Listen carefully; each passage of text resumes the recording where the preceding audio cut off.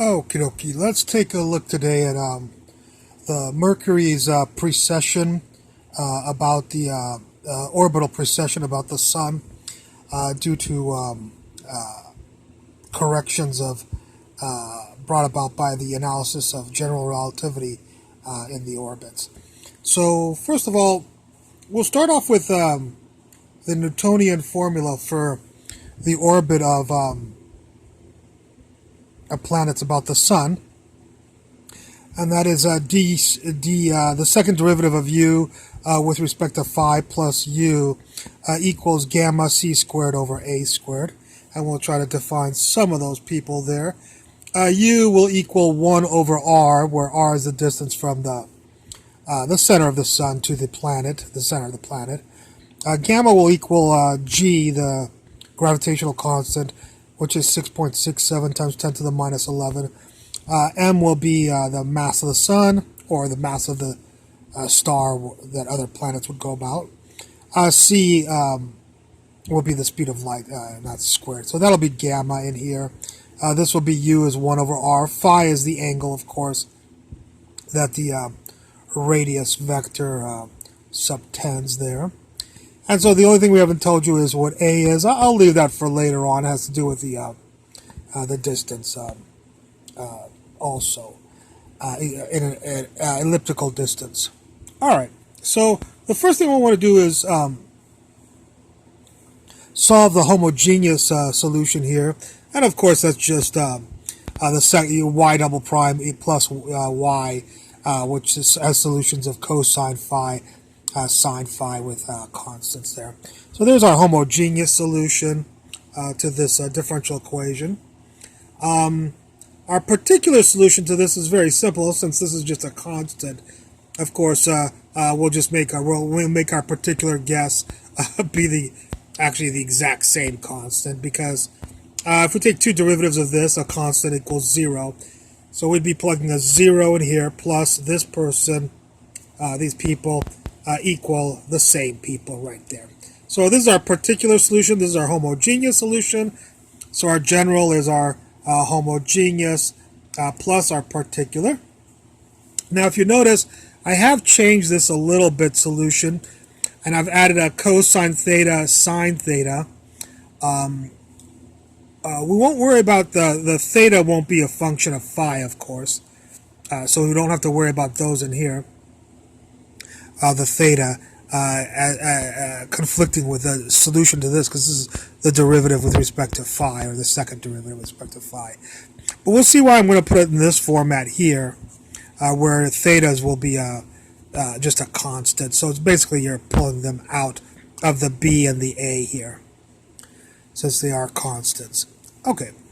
What we're going to do is assume that a and b in this solution, we're going to let that equal e gamma c squared a squared, both of them, and we'll see why. It has to do with the units of each of these islands have to be the same. E is a new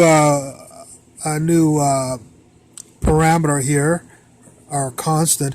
It is the eccentricity of the elliptic orbit of the planet about the star or the Sun in our system. Okay, so if we let A and B be the same constant, we can pull them out, and then we'll have the cosine phi, cosine theta, plus the sine phi and sine theta. And of course, due to trigonometric identity, this can be written as the cosine of the first angle minus the second angle. So if you distribute this out, you'll get this. The A and B were this right here. They had an E. I left the E inside because this was on all three of the islands here, but the E was only on the first two islands. So we're going to leave the E with these first two islands plus, and we'll have this at the very end as the 1. So if we take this person, gamma c squared over a squared, out of here, here, and here, you'll be left with a 1 right here, which is right there, okay? and then these will become these two terms will become the cosine angle here. It turns out that we can make theta equal to 0, so we just did this to simplify the format of the solution, the general solution. So we're going to make theta equal to 0, so that's gone, which shows up right here. We'll do that by rotating the coordinate system. I'm not going to worry about that so much. Obviously, this would be fine. Okay, so our U general therefore becomes this solution right here. Again, with E being the eccentricity of the elliptic orbit of the planet. Okay. Now this was the Newtonian formula for the orbit of a planet about a star. We will now bring in the general relativistic Schwarzschild metric, which is the same as this, except it's got an added term right here of 3 gamma over r squared, but 1 over r squared is just simply u squared. So I'm going to get rid of the r squared and put it u squared so that's all in the same terms. So we'll have to solve this differential equation if we want to analyze the elliptic orbit of, well, we're going to be doing Mercury about the Sun. So we're going to be looking at this differential equation, which is almost the same as the Newtonian, except it's got an extra term here of 3 gamma u squared. Okay. Now, we said before that u is equal to this, so u squared will be equal to this. If we just square this and square all those, we get this. If you square this, of course, you get 3 terms where I have the e squared, cosine squared. This funny little symbol, c slash, is a cosine function. I just didn't want to write it out. 2 times the first times the second, which is this, e cosine phi plus 1. So if you FOIL that out, you get this. And what we're going to do is e squared is fairly small, so we're going to get rid of this term relative to these 2 terms right here. So we're just going to assume this term, this squared term, will go to 0. Okay. Okie dokie. So this, if you square it, becomes this, and if you get rid of this, you'll get the 2 eccentricity cosine of phi plus 1. So if we square this, we get this right here. All right. This is a differential equation, the Schwarzschild metric differential equation, and I just rewrote it for us. And we're going to take u squared, which is all this, and plug it right into there. So because we don't like differential equations with u squareds on this side. So if we take this u, which was our squared solution of the Newtonian, and stick it right into there, we'll get the 3. We'll get gamma squared, and then there's a gamma here. We'll give you gamma cubed. Here's the c to the 4th. Here's the a to the 4th. And then these people will come right over here, okay? So take these, plug them into for the u squared, and you'll get this island. This is the same, that's the same, and that's the same. Okay, we already solved this equation right here just before, and that's the Newtonian equation. So we already have the solution to that equation. So we just have to figure out the particular solution to this equation right here. And what we'll do here is we will also get rid of the 1 here for reasons we'll see later on, okay? It's basically obviously smaller than this term right here. So 3 times 2 is the 6, gamma cubed, c to the 4th, e, a to the 4th, and the cosine phi. This equation becomes this equation once you get rid of the plus 1 or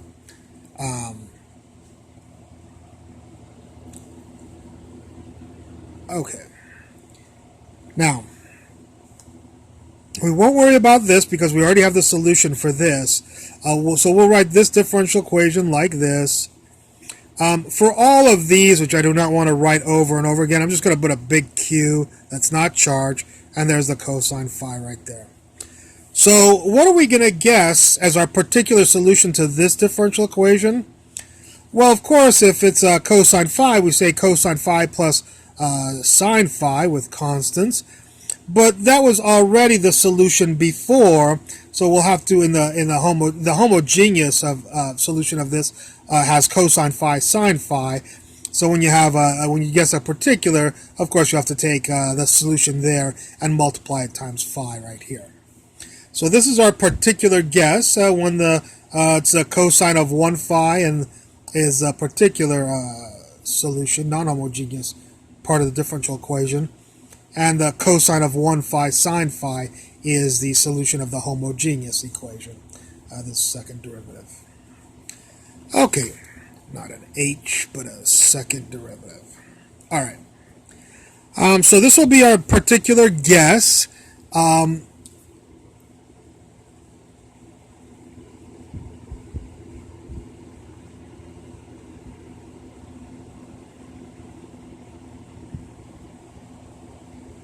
We'll assume if a equals 0 here, then b will have to equal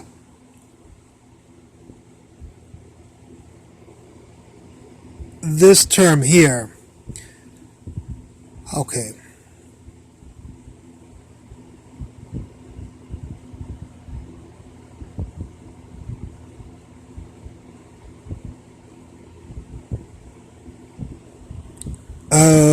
Okay, this became a little bit of a mess, I'm sorry. We'll rewrite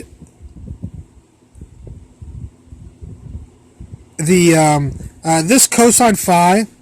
We'll write, there's the cosine phi right here. This cosine of z phi, we'll put right next door to that, plus the sine of z phi times the sine of phi is right here.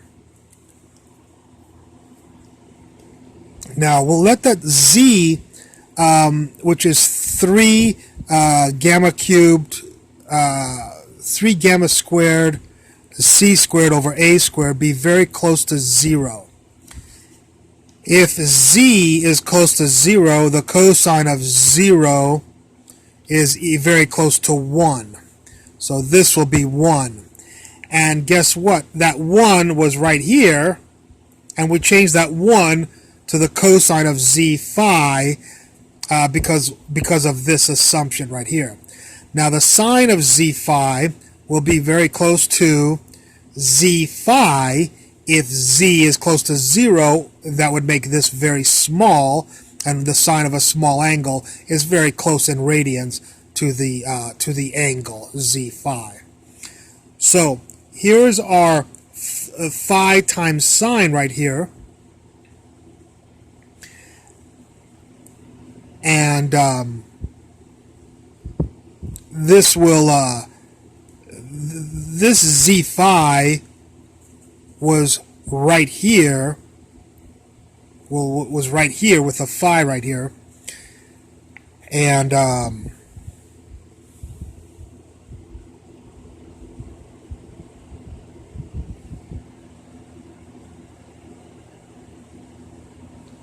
okay. Yeah, this was unfortunately written out of order. I wrote it a little bit out of order. Okay. This phi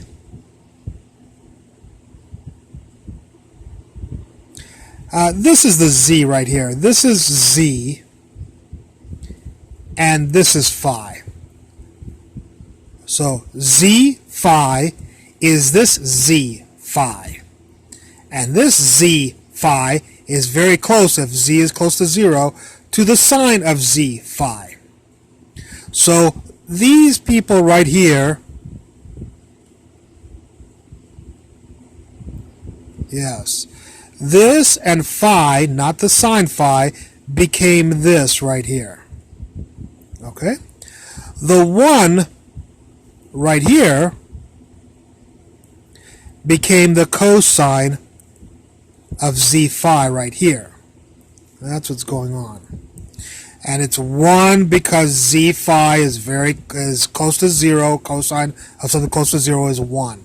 So that 1 became cosine of z phi. There's a reason why we're trying to write it in this format. And that is, by the way, don't worry about the e's here. We're going to pull that out. And he'll be right here. So don't worry about that. All we're worried about right now is the cosine of phi times 1 plus all of these people, z phi times the sine of phi.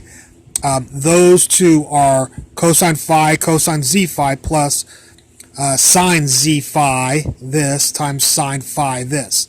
Now the reason we like to write it this way is because we can use the identity again and say that this is the cosine of the first angle phi minus the z phi, the second angle. So cosine cosine plus sine sine is cosine of the first angle minus the second angle right here. So this, and this, all four of those become the cosine of phi minus z phi. Well, you can take the phi out and you'll get the cosine of phi parentheses 1 minus z. Okay, so that took care of all four of the trig functions right here. Cosine phi 1, all of these people, and sine phi were taken care of by this.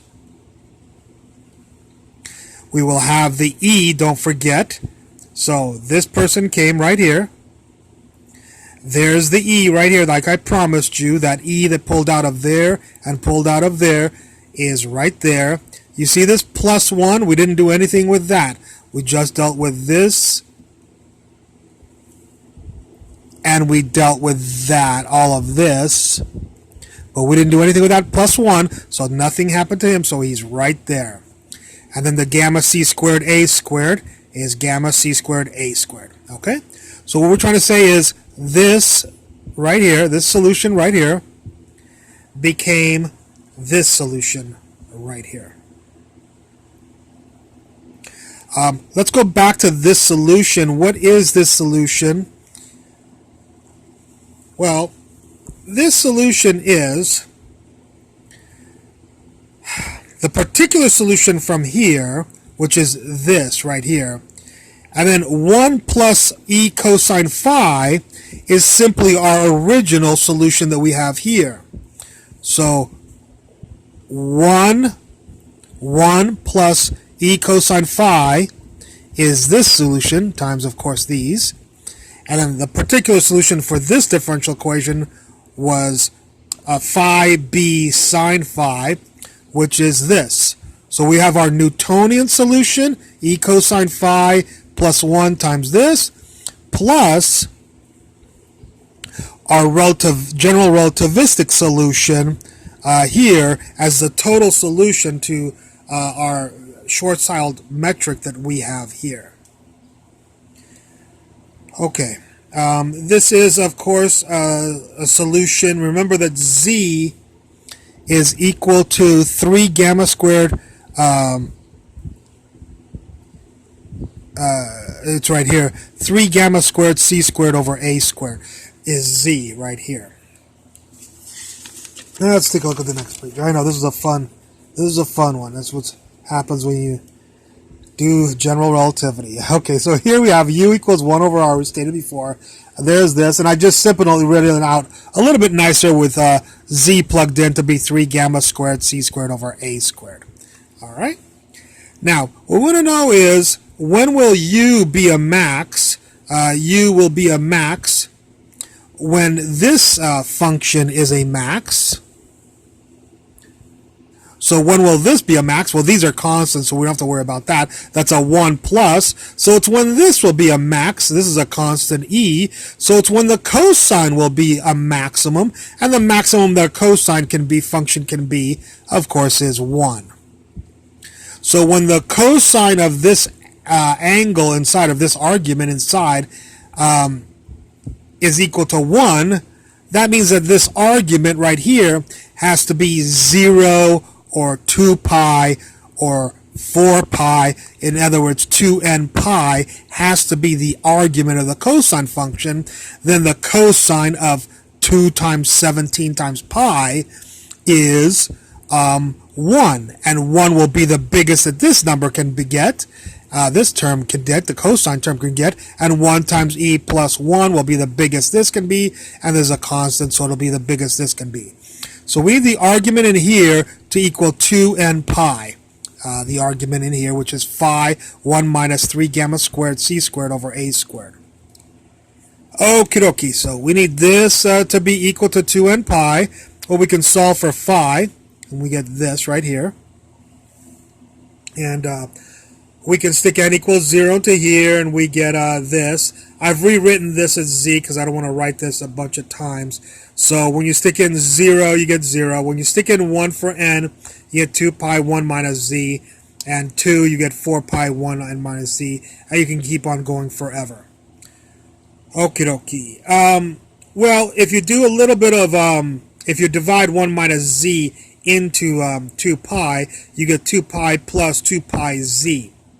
Now the 2 pi will be the total angle that will be one cycle of the orbit of Mercury. It'll be one ellipse, one year, a Mercury year, which is about 0.24, about 0.24 of a Earth year. So this will be 1, that'll be phi, and this guy right here will be our precession, what's called delta phi. So the total angle phi that Mercury will go about is 2 pi plus 2 pi times z. Okay, so what we want to know is what is this delta phi? How much does Mercury precess? 2 pi z. So delta phi, that's this guy, is equal to 2. There's the 2. There's the pi. And 3 gamma squared c squared over a squared is z right here. Okay, so delta phi equals this. Well, 2 times 3 is 6. That's this guy. Pi is right here. C squared is right there. A squared is going to turn out to be a sub 0, 1 minus e squared. We'll talk about that in just a second. And then gamma, remember, gamma before, don't get it confused with z, before gamma, remember, was g, gravitational constant, the mass of the sun, and over the speed of light squared, and then that has to be squared, which is squared right here. I know this looks like a little bit of a mess, but what I did was cancel a bunch of stuff. C squared squared is c to the 4th, so c squared on top, c to the 4th on the bottom. Those two cancel to give you a c squared. There's the g squared, the m squared, but here's a gm right here. So this gm cancels with the squared to just leave you a gm on top. Okay? That's all I canceled. I wrote this several times over again. So notice you get the 6, the pi, the g, gm, just one gm because it's squared and there's 1. The c squared is right there. There's the a sub 0 right there, and the 1 minus e squared right there. I wrote it again here. It might be a little bit difficult for you to see, and I wrote it again. All 3 of these are the same answer. I decided to write them 3 times so you could see them over and over again. Let's see if we know everybody in them. Of course, g is 6.67 times 10 to the minus 11, the standard gravitational constant. C, we'll need to know c, 3 times 10 to the 8th, the speed of light. The mass of the sun, 2 times 10 to the 30th, kilograms, of course. The eccentricity of the Mercury orbit is 0.21 of other orbits. It's the Earth or Mars or Venus, it's not 0.21. But for Mercury, it's 0.21. And now we'll discuss what the a sub 0 is, the last constant in here. It's 5.8 times 10 to the 10 meters. It's what's called the semi-major axis of the Mercury orbit about the sun. All right? So guess what? We know everybody in there. And when you take those and plug them into here, you'll get that delta phi will equal 0.1 arc seconds. Now be careful, because this answer or this answer or this answer, when you plug those in there, that'll give you an answer in terms of radians. So you'll have to convert that into multiply by 180 divided by 2 pi, and then multiply by 3,600 to get it into seconds from rads. Okay, now that we know the differential angle that the Mercury will move, let's discuss what that means. It means that when Mercury makes one orbit about the Sun, which we'll put at the origin, here's Mercury making one orbit, the next orbit will not repeat. It'll actually move. Now, I've exaggerated this quite a bit. It's not this much of an angle. That looks like 20 degrees.